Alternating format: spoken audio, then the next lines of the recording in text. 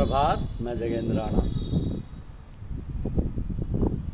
सत्संगियों के सिद्धांत, यह है आज की हमारी आध्यात्मिक चर्चा का विषय। सत्संगियों के सिद्धांत।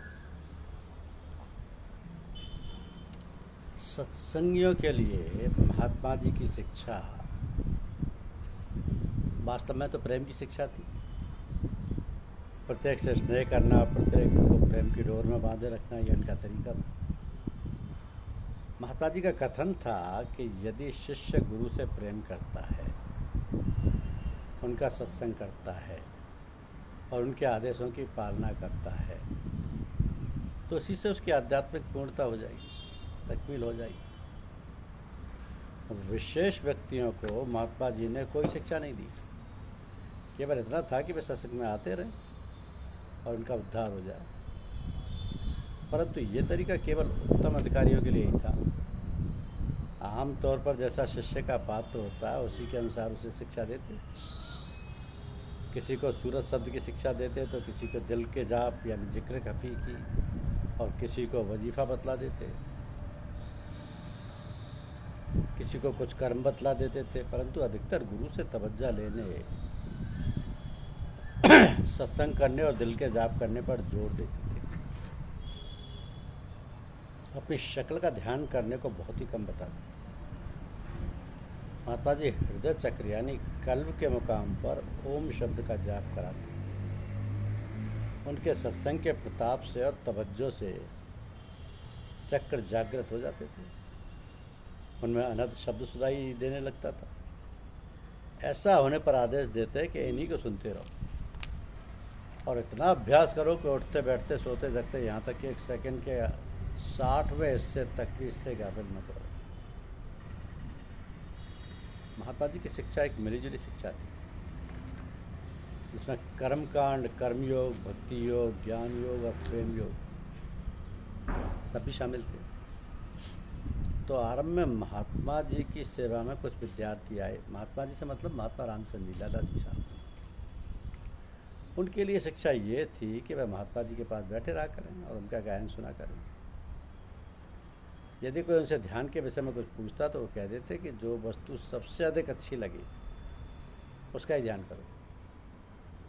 अब ज्ञानियों को ज्ञान की शिक्षा देते और विषय को खूब समझाते। सारांश यह है कि प्रत्येक के लिए उनकी शिक्षा का नया तरीका था। महात्मा जी का कथन था कि फकीरी की 3 शर्तें हैं।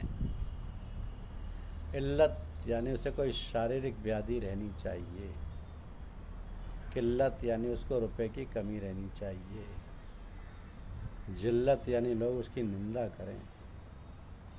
इनसे अहंकार दबा रहता है और घमंड नहीं होता। जिसने अपने मन को मार लिया वो दुनिया का बादशाह है। ऐसे कठिन काम दुनिया में कोई है ही नहीं।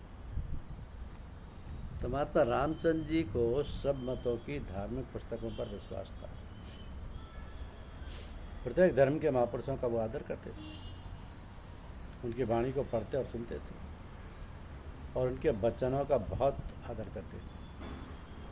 महात्मा जी आजीवन अपने गुरुदेव के आदेश पर दृढ़तापूर्वक चलते रहे और वो आदेश ये था कि जिस धर्म में जन्म लिया है उसी के अनुसार कर्मकांड करना चाहिए।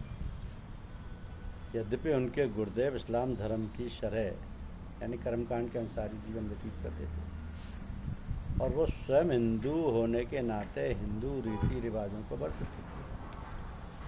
तो ना कभी महात्मा जी ने रोज़ा रखा और ना नमाज पढ़ी। अपनी तस्वीर खिंचवाने या उसको प्रेमी जन अपने घर में रखे हैं, इसका महात्मा जी विरोध न करते, परंतु उस मूर्ति की तरह पूजने के आप बहुत खिलाफ थे। महात्मा जी अपने चरण छुआने को पसंद नहीं करते थे, परंतु जो प्रेमी जन चरण छूना चाहते थे उन्हें इसलिए नहीं रोकते थे। ये प्रथा हिंदुओं में बहुत पहले से चली आई है कि गुरुजनों को प्रणाम चरण छूकर किया जाता है।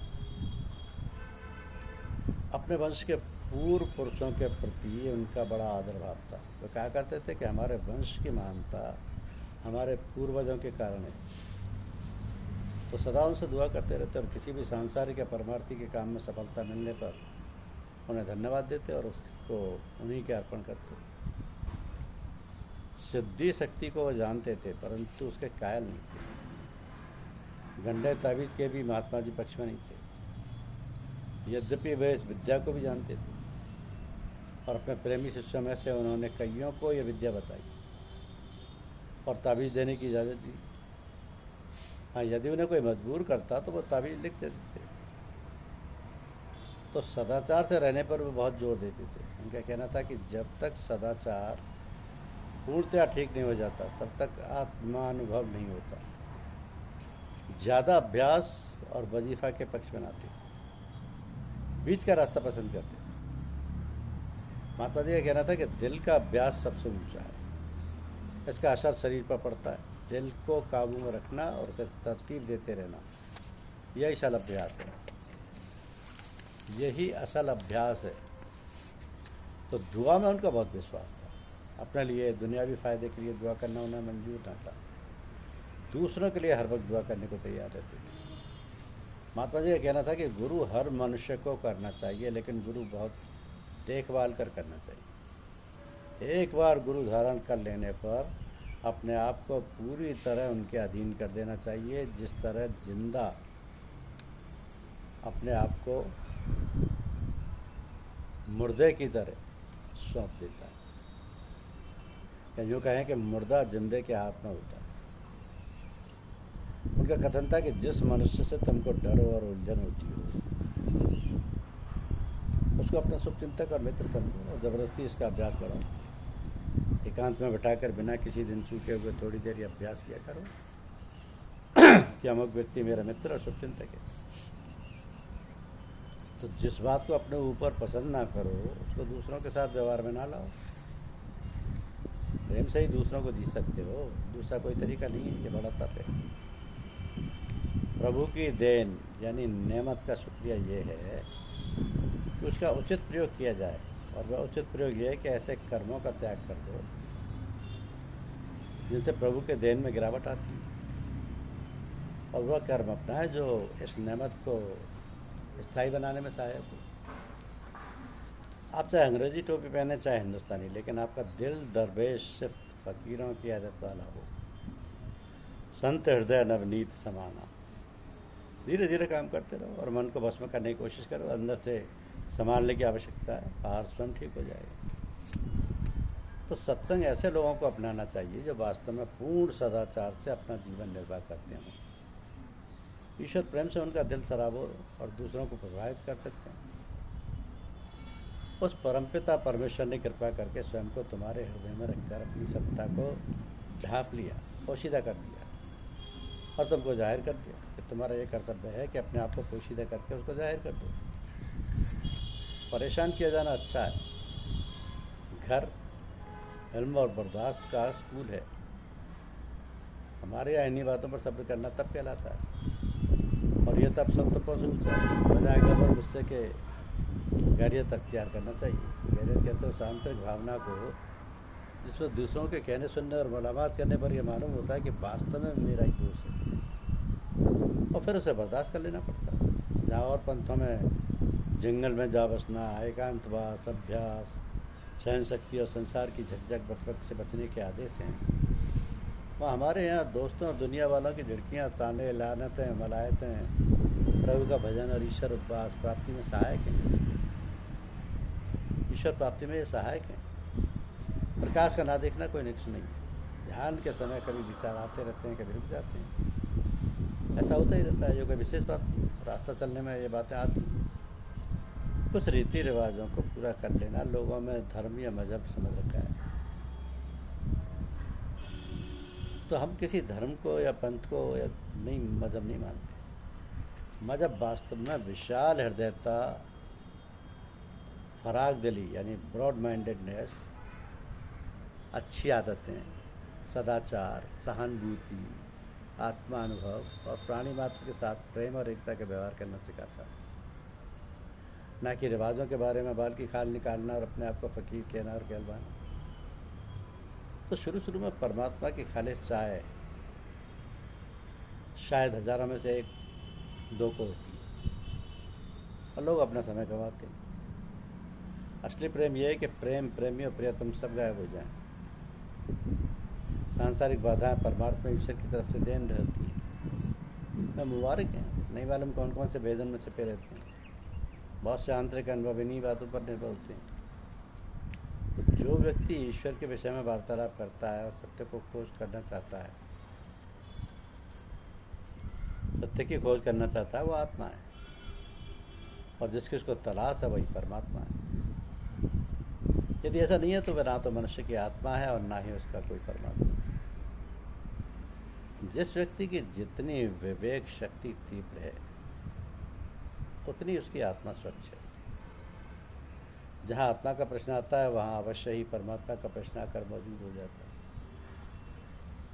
मैं और आप आंशिक ज्ञान है और ईश्वर पूर्ण ज्ञान है, बल्कि ज्ञान स्वरूप है।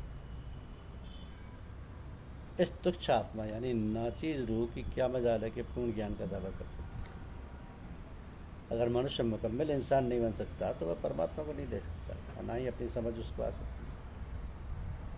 परमात्मा अवश्य है और एक है। यदि मैं और आप उसे देख सकते हैं तो वह परमात्मा नहीं बल्कि कोई स्थूल वस्तु है, मटेरियल चीज़ है। नास्तिक ईश्वर के ना मानने वाले को नहीं कहते, बल्कि नास्तिक उसको मानते हैं जो मन, कर्म और वचन से ऐसे काम करे जिनसे अपनी शारीरिक, बौद्धिक, मानसिक और आत्मिक अस्तित्व का अहित होता हो, विनाश होता हो। जिन कर्म और विचारों से दूसरे पर ऐसा प्रभाव पड़े जिससे वे भी विनाश को प्राप्त हो। आज तक कहते हैं इसके विपरीत को। तो केवल इस भ्रम को दूर करने की आवश्यकता है कि ईश्वर है या नहीं, अथवा आत्मा कोई वस्तु है या नहीं। यदि वह भ्रम दूर हो जाए तो गुरु की आवश्यकता नहीं है। गुरु तो केवल इस वहम को दूर करने का उपाय करते हैं। यदि कोई व्यक्ति स्वयं गुरु है तो फिर उसको हर चीज़ हासिल है। वहम का इलाज वहम से होता है। परमात्मा और आत्मा की तलाश वास्तव में स्वाभाविक है और यही मूढ़ता या वहम है, और इसका इलाज भी वहम यानी गुरु से होता है। तो स्वाध्याय की अपेक्षा महात्मा जी अभ्यास पर अधिक जोर देते थे। कुछ दिन अभ्यास कराने के बाद उसी अभ्यास के विषय में या तो स्वयं मौखिक बता दिया करते थे या किसी पुस्तक में से किसी विषय को पढ़ा कर सुना देते थे। तो महात्मा जी का कथन था कि जब तक अभ्यास से मन शुद्ध न कर लिया जाए तब तक किताबों को पढ़ने से कोई अधिक लाभ नहीं होता, बल्कि अधिकतर अभ्यासी रास्ते में दूर जा पड़ते। उसको झूठा अभिमान अपनी विद्या का हो जाता है।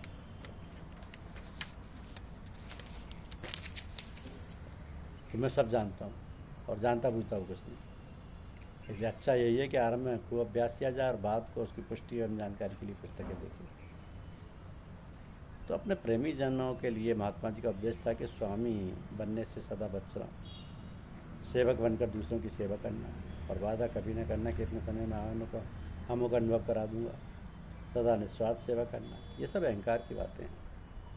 अमीर स्त्रियों और बच्चों की सोबत से सदा बचो, इससे परमार्थ की हानि होती है। भोजन पेट भर कर ना करो, थोड़ी कमी रह जाए, इससे अच्छा अभ्यास बनता है। जो लोग धर्म की कमाई नहीं खाते उनका अनुभव कभी सहा नहीं जाता। दूसरों की बुराई अपने मुंह से कभी मत करो। यदि उसकी प्रशंसा नहीं कर सकते तो चुप रहो। जिसने दांतों के बीच की चीज़ यानी जिह्वा और रानों के बीच की चीज़ यानी इंद्री को बस में कर लिया, उसने परमार्थ कमा लिया। जिसने दांतों के बीच की चीज़ यानी जिह्वा और रानों के बीच की चीज़ यानी इंद्री को बस में कर लिया, उसने परमार्थ कमा लिया। धन्यवाद।